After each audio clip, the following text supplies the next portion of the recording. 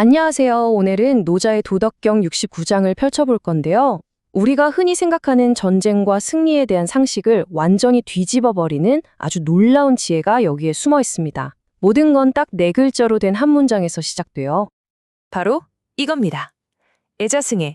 글자 그대로 풀면 슬퍼하는 자가 이긴다는 뜻이죠. 아니, 병법의 대가인 노자가 어떻게 공격성이나 힘이 아니라 슬픔이 승리의 열쇠라고 말할 수 있었을까요? 혹시 여기서 말하는 슬픔이 우리가 아는 그 감정이 아니라면요? 정말이지 너무 역설적이지 않나요? 그래서 오늘 우리는 이 수수께끼를 풀기 위한 여정을 떠나보려고 합니다. 노자의 전략 속에 숨겨진 그 깊은 지혜를 한 겹 한 겹 벗겨내면서 이게 얼마나 심오하고 또 현실적인 의미를 갖는지 같이 한번 알아보시죠. 오늘 우리가 갈 길은 이렇습니다. 먼저 슬픈 자의 역설적 승리라는 미스터리를 다시 한번 짚어보고요. 이어서 주인이 아닌 손님의 자세, 그리고 보이지 않는 군대의 힘에 대해 알아볼 거예요. 그 다음엔 가장 큰 재앙인 교만을 들여다보고 마지막으로 그래서 왜 슬픔이 이기는가 그 진짜 이유를 펼쳐보겠습니다. 자, 그럼 첫 번째 단계로 바로 들어가 보죠. 자, 첫 번째 열쇠입니다. 우리가 풀어야 할 핵심 미스테리, 바로 슬퍼하는 자가 이긴다는 이 역설적인 말인데요. 이걸 고지고대로 믿기에는 뭔가 좀 이상하잖아요? 이제 그 의미를 파헤칠 첫 번째 단서를 찾아보겠습니다. 이 역설을 제대로 이해하려면 모자 전략사상의 출발점으로 돌아가 봐야 합니다. 마지막 결론을 알려면 그 시작부터 알아야 하니까요. 노자가 말하는 첫 번째 전술 원칙, 바로 손님의 자세입니다. 보통 전쟁에서 이기려면 먼저 공족하고 한 뼘이라도 더 전진해야 한다고 생각하잖아요.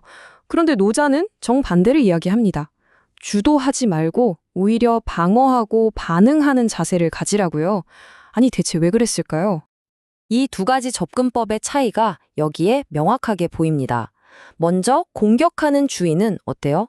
자기 전략과 의도를 그냥 다 보여주는 셈이죠. 하지만 한 발짝 물러서서 기다리는 손님은 상대의 움직임을 차분히 보면서 약점을 찾아내고 결정적인 한 방을 노릴 수 있습니다. 마치 막무가내로 돌진하는 복서와 상대의 허점을 노리는 노련한 카운터 펀처의 차이랄까요?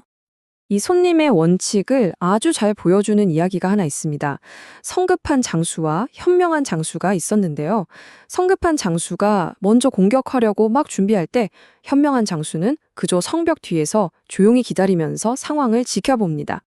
이렇게 손님처럼 한 발 물러서는 게 단순히 수비만 하는 게 아닙니다. 자, 이제 이 방어적인 자세가 어떻게 거의 신비로울 정도의 강력한 이점으로 바뀌는지 한번 같이 보시죠. 이 시적인 표현들이 뭘 의미하냐면요. 나의 진짜 의도와 힘이 상대에게 전혀 드러나지 않는 상태를 말하는 겁니다. 상대방 입장에서는 이건 보이지 않는 군대랑 싸우는 거나 마찬가지죠. 엄청난 혼란과 두려움에 빠질 수밖에 없습니다. 형태가 없다는 것 그 자체가 바로 힘이 되는 거죠. 이게 요즘으로 치면요. 거대한 기업에 맞서는 작고 유연한 스타트업을 생각하면 딱 맞습니다.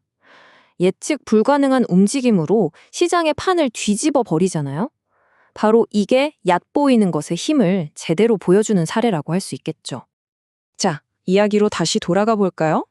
성급한 주인, 장군의 군대는 예상대로 공격하다가 결국 험한 지형에서 스스로 지치고 혼란에 빠지고 맙니다. 반면에 현명한 손님 장군은 이 보이지 않는 힘으로 상대를 제압할 준비를 이미 다 마친 상태였죠. 지금까지는 밖으로 드러나는 전술에 대해 이야기했는데요. 하지만 노자의 지혜는 여기서 멈추지 않고 더 깊은 곳, 바로 우리 마음속으로 들어갑니다. 자, 이제 외부의 전략에서 내면의 마음가짐으로 초점을 옮겨볼게요. 노자에 따르면 모든 싸움에서 가장 큰 위험, 가장 큰 재앙은 과연 무엇일까요? 진짜 무서운 적은 밖에 있는 게 아니라 내 안의 교만이라는 겁니다. 상대를 얕보는 마음이죠. 여기서 정말 중요한 질문이 생깁니다. 이 교만이 파괴한다는 나의 보배라는 건 대체 뭘까요? 노자가 말한 보배는 바로 이 세 가지입니다. 자애로움, 신중함, 그리고 겸손. 여기서 우리는 노자의 병법이 사실은 아주 깊은 도덕적, 심리적 바탕 위에 세워졌다는 걸 알 수 있습니다. 교만은 바로 이 소중한 내면의 가치들을 망가뜨려서 우리를 패배하게 만드는 거죠. 자, 손님의 자세, 보이지 않는 군대, 그리고 교만에 대한 경고까지. 이제 모든 조각들이 다 모였습니다. 드디어 우리가 처음 마주했던 그 수수께끼, 어떻게 슬픔이 이기는가, 이걸 풀 준비가 된 것 같네요. 핵심은 이겁니다. 노자가 말한 슬픔, 즉 애는 우리가 흔히 생각하는 약하고 무기력한 감정이 아니에요. 그건 전쟁이라는 끔찍한 상황 자체에 대한 깊은 비애와 연민, 다시 말해 전략적이면서도 아주 철학적인 마음의 상태를 의미합니다. 바로 이거죠. 슬퍼하는 마음을 가지면 전쟁의 비극을 아니까 상대를 얕보는 교만을 막을 수 있고 뜨거운 분노를 가라앉혀서 냉정하게 판단할 수 있게 되죠. 그리고 궁극적으로는 파괴가 아니라 평화를 목표로 삼게 됩니다. 우리가 앞에서 살펴본 모든 원칙들이 바로 이 하나의 마음가짐으로 모여서 결국 승리를 만들어내는 겁니다. 우리의 우화도 이렇게 끝이 납니다. 연민과 자비, 즉 슬퍼하는 마음으로 군대를 이끌었던 현명한 장수는요, 최소한의 피해로 모두를 위한 진정한 승리를 거두게 됩니다. 이 수천 년 전의 지혜는 오늘 우리에게도 똑같은 질문을 던집니다. 여러분은 여러분의 삶에서 먼저 나서서 공격하고 모든 걸 드러내는 주인으로 살고 있나요?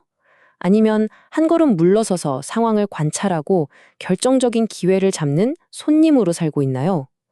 한 번쯤 깊이 생각해 볼 문제입니다.